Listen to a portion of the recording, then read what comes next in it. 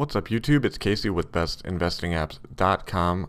Welcome back. Thanks to everyone who has been subscribing. Our channel growth has been amazing. I have been out. I moved back to Michigan, bought a house, got all moved in. Now it's time to start making some videos for you again. Today we're going to be talking about different investment account types, such as individual brokerage accounts, IRAs, maybe some like student savings like Coverdell's and 529s, and maybe some small business accounts like Simples and SEPs. We'll talk a little bit about the overview of each of those, where to find them, how to get started opening some of those accounts if you need them. We're not going to go into crazy detail with all of them, the IRS and tax implications for all of them, as well as the exemptions and all of the structures of each one can be overwhelming. If you want to know more about one or the other, leave me a comment. I will check it out. I'll make an in-depth video about any of the accounts that you want to know about. But for now, let's go over about 10 different accounts in a quick overview. Here we go.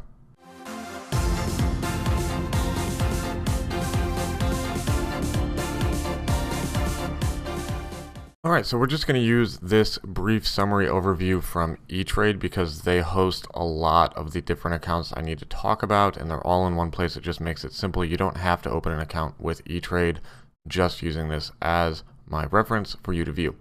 We're going to start out with the brokerage account. This is a simple, non-tax advantaged investment account. If you have maxed out your Roth, if you have a 401k at work, and you still want to do some investing, brokerage account is for you. There's no tax sheltering, but you can add and withdraw money whenever you want. Taxes are going to hit in the year that they're realized, that sort of thing. Pretty simple, no retirement aspects to it whatsoever, just simple individual brokerage account.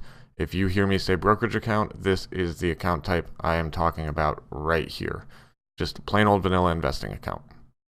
Next up is the college tuition savings plans. These can be used for children, grandchildren. You can sometimes use them for yourself. Some of the other investing accounts also have the ability to be used for tuition, but the Coverdell right here is specifically meant to be used as a tuition, savings, and growth plan. Of course, remember that you probably don't want to be investing for a kid's tuition 3 or 4 years before they're ready to go to college in case the market tanks. You can also use a 529 account. 529 is similar. It's another tuition account that's tax advantaged.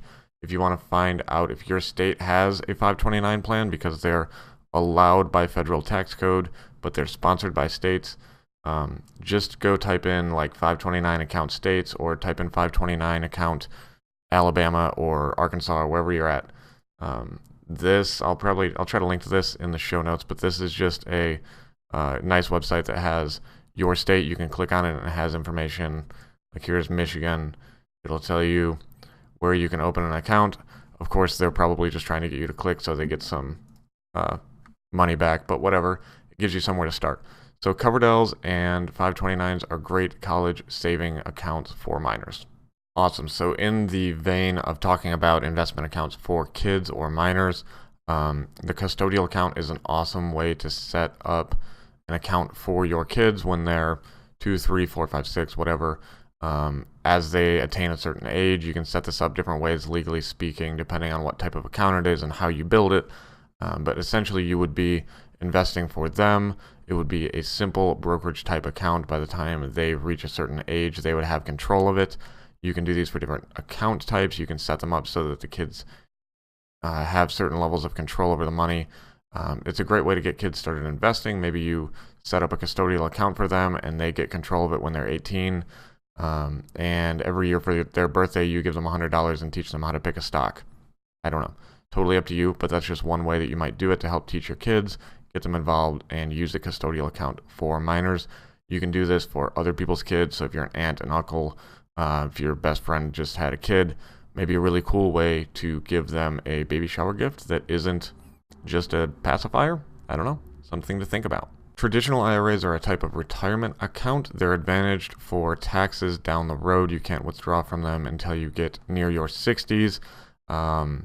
Traditional IRAs, you invest your money before taxes, and then later down the road they grow tax deferred and you would pay taxes on them when you withdraw, at 59 and a half or older.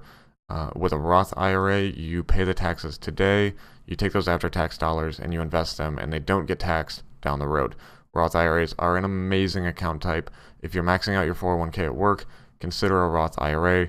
I think Roths are one of the best investment vehicles available right now because of the way that they're tax treated. We're not going to go into major detail there. Rollover IRA is a type of individual retirement account IRA, which you would use to roll 401k or another type of qualified plan from your employer into an IRA. So if you leave a major corporation, maybe you work for Walmart for 30 years, you leave Walmart, you roll that 401k over into an IRA, and then you have more control over it.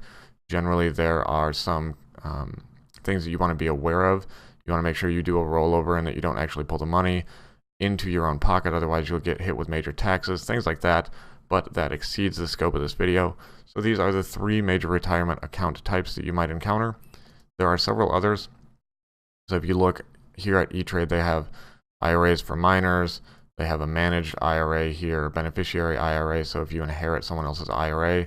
Those are different types of retirement accounts that you might run into, but they're a little more complex, so we're not going to dive into them. Last but not least, we're going to talk about small business investment accounts. There are ways that you can set up accounts through your small business. If it's just you or you and a spouse, maybe you have 3 or 4 employees or 100 employees, there are different accounts for each type of situation like that.